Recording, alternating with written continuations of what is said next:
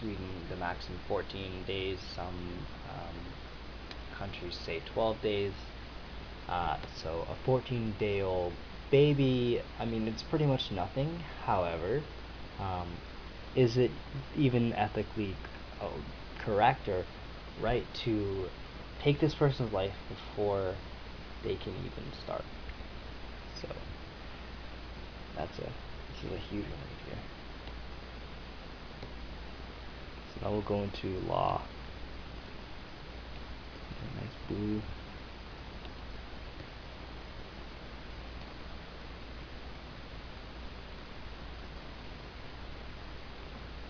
Pros and cons from a law perspective. We could say this impact on other laws.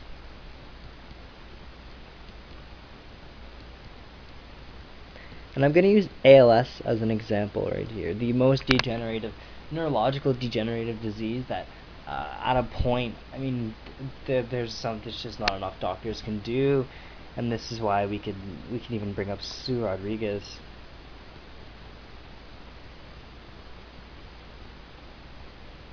And Gloria Taylor.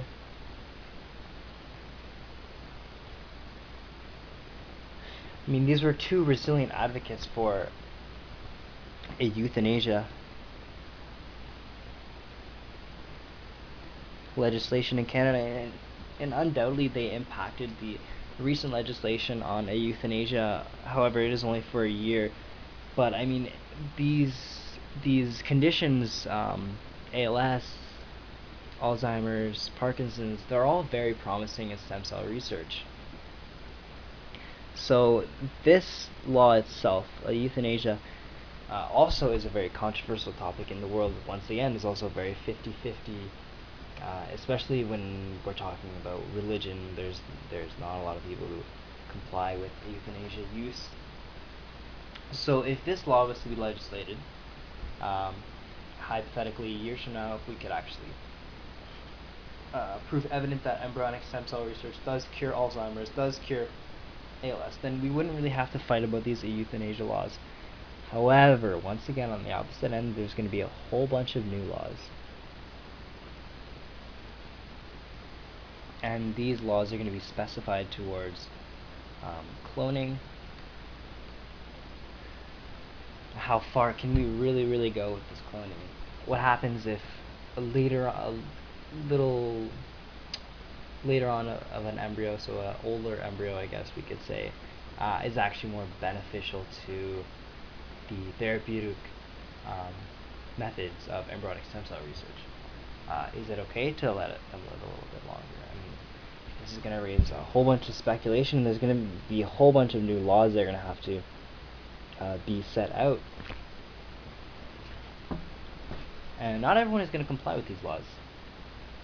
However, laws are going to come.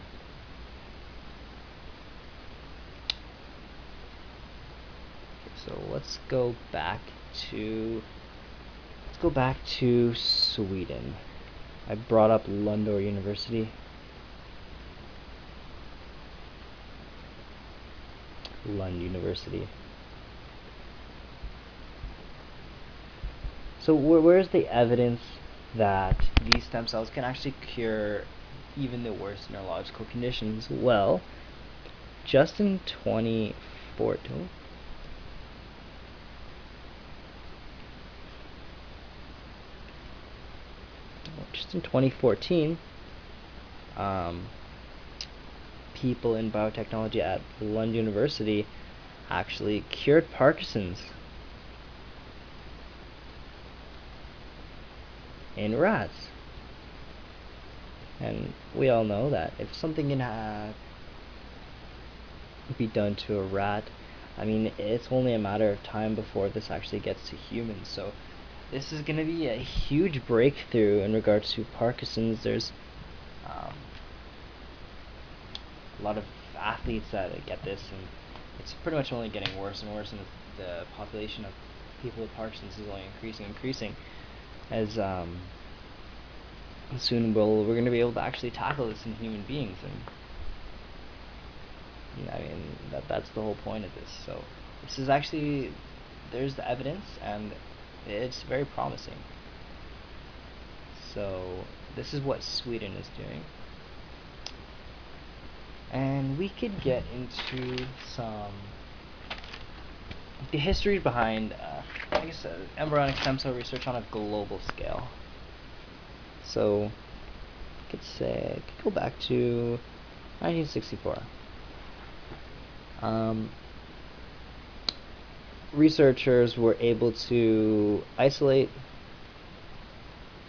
a cancer stem cell, and this was the first. This was the first step. I mean, yeah, we're getting this cancer stem cell, so it is pretty much useless. However, they were able to analyze it, and they saw some genetic mutations, and there was an abnormal karyotype, and over time, this would accumulate into tumors, and etc. I mean, it's just a baseline, and they were able to get some information, which carried on to 1981.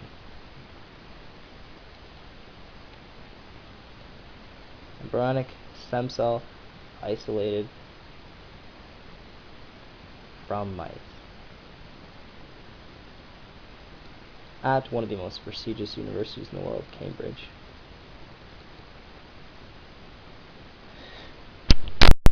So once again, taking another step further, almost about 20 years, however, still making progression.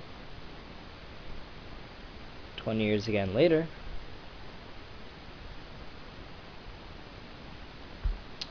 the University of Wisconsin-Madison actually finally set a plan to isolate human embryos, and then they actually were the first to do it. I'm just going to say zygote. And this is when people started thinking about, what if we can clone this? So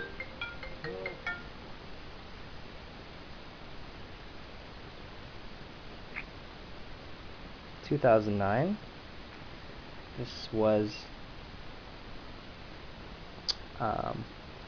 the first clinical use of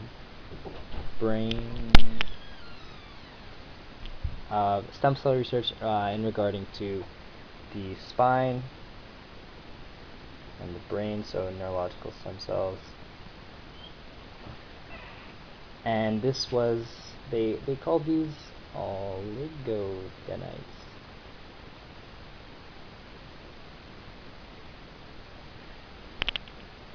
So they infused these into people with neurological diseases, and the problem with this is it takes 5 years to even see evidence that this is possibly it is actually working on a medical level and a physiological level in regards to curing whatever neurological problem they have. So although this was the first trial, and this is the breakthrough, it does take 5 years, and this was led by a corporation called the Garon Corporation, and they actually did not have enough money to maintain this research, so they actually dropped out. However, they still said that there was about 40 individuals who took part in this testing, and so they did still do research on them. However, the research had to stop, and that's really not that good for a biological evolution and science in general, because it pretty much just has to start all over again after that. Okay.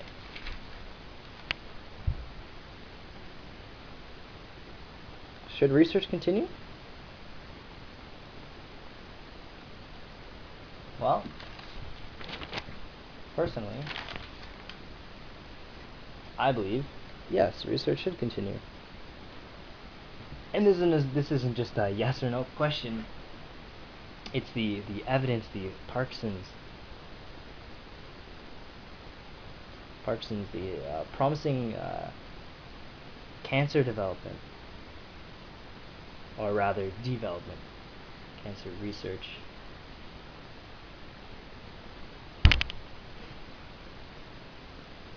um, just I can't even say stem cell in general. This holy grail. I mean, we could soon. They're trying. One very promising thing is to replace people who have had the most severe of burns, and they're using these stem cells to generate new skin. So skin cells. Right now, this could actually be done. However, like I said earlier, it does take a long time, and that is the main problem with this research is the time.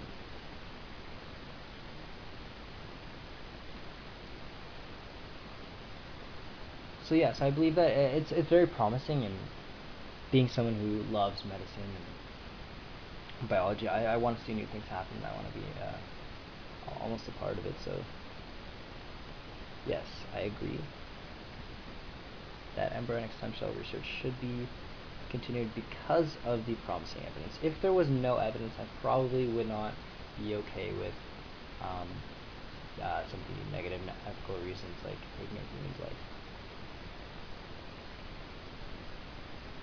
And the drawback, like I said earlier, there's this drawback, this main drawback, time. And how are we gonna get around this? This is pretty much the barrier, because some people with these neurological disorders like ALS, they don't even live 5 years. So it's got to be a little bit quicker. So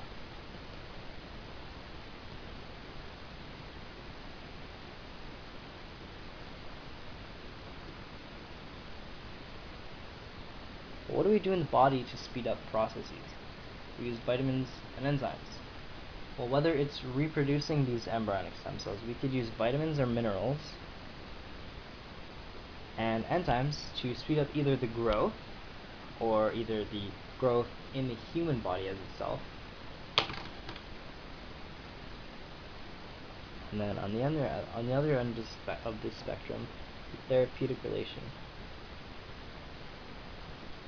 therapeutic method.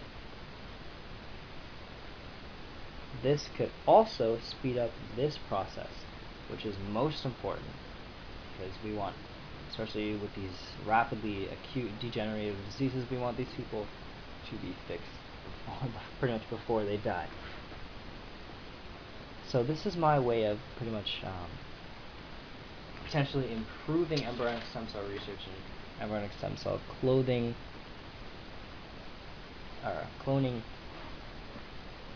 And an example, once again, we could use ALS. Generally, the average age someone actually lives with ALS once they're diagnosed, because before they're diagnosed, once you're diagnosed, they actually let you know that you probably have had it for a long time, and it just had to increase in severity before it actually became evident. So people with ALS generally don't even live 5 years. So even to cut this down in half, say 2.5 years, I mean, this could be saving a lot of lives, victims of ALS. And that's why I think that embryonic stem cell research should be continued, and this is exactly why I did the project, because it's very promising, and that will conclude